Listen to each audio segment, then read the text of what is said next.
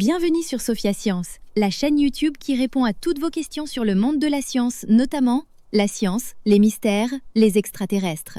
Le contenu de la vidéo d'aujourd'hui est: Des cellules de porc pourraient guérir le diabète et personne ne s'y attendait.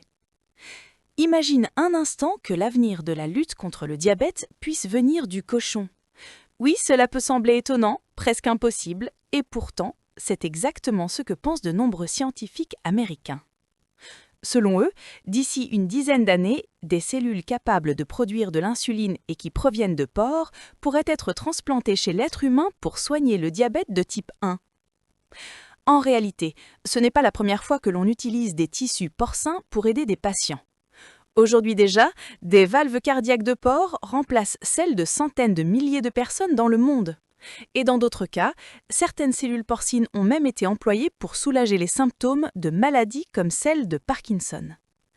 Autant dire que cet animal joue un rôle bien plus important dans la médecine moderne qu'on l'imagine. Mais ce qui a vraiment attiré l'attention, c'est le travail d'une équipe de l'Université du Minnesota aux États-Unis. Ces chercheurs ont mené une expérience surprenante.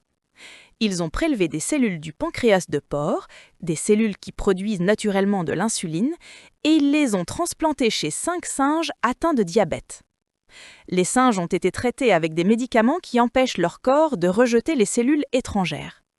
Et le résultat a été spectaculaire. Les 5 singes ont complètement guéri. Pour les chercheurs, c'est une avancée énorme. Ils espèrent même pouvoir commencer les premiers essais chez l'être humain, et cela dès l'année 2009. Et si tout fonctionne comme prévu, de centaines de milliers de personnes pourraient bénéficier de greffes de tissus d'origine animale. À vrai dire, des greffes de cellules pancréatiques humaines avaient déjà été réalisées avant cette étude. Et cela avait permis d'aider certains patients à retrouver un fonctionnement normal de leur organisme. Le problème, c'est que les dons humains sont extrêmement rares, beaucoup trop rares pour répondre aux besoins. Alors forcément, les cellules porcines apparaissent comme une alternative crédible, durable et surtout beaucoup plus accessible. Cependant, il reste des obstacles. Les médicaments qui empêchent le rejet des greffes, les fameux immunosuppresseurs, provoquent encore des effets indésirables importants. C'est un peu comme devoir accepter une solution miraculeuse, mais avec une contrepartie encore trop lourde. Les scientifiques doivent alors continuer leurs recherches pour trouver des traitements qui protègent les cellules greffées sans affaiblir autant le patient. Quand on y pense, l'idée que des cellules porcines puissent un jour guérir le diabète semblait autrefois relever de la science-fiction.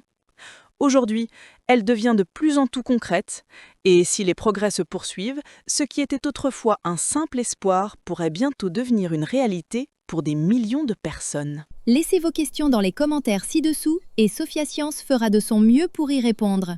Merci d'avoir regardé et à la prochaine!